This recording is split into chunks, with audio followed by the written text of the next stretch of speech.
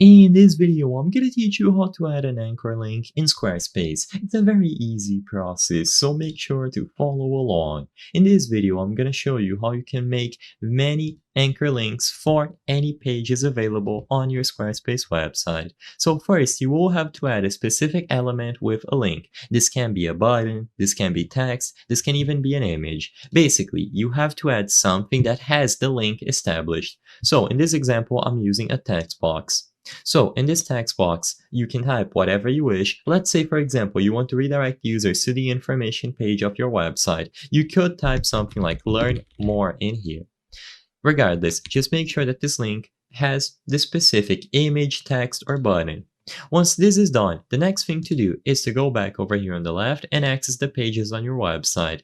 Copy the URL slug that you can see here. So you need to copy this specific URL slug for your page. Of course, let's say you want to redirect to another page, just copy that URL slug instead. Now, what you have to do is add a specific code block.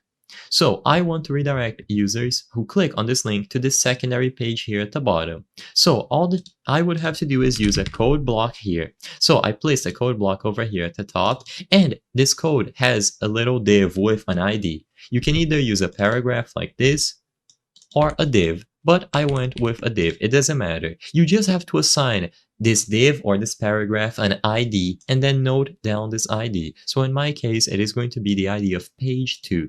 Once you have the ID set up on a specific section of your page or website, just go back to the text box, image, or whatever link you established, and then click on this link option. Make sure that you set the link as a URL and then paste the specific domain that you have, followed by the URL slug that you copied, and then slash with a hashtag and then the ID. So in this case, it is my domain over here, followed by the URL slug, followed by the ID that I set up.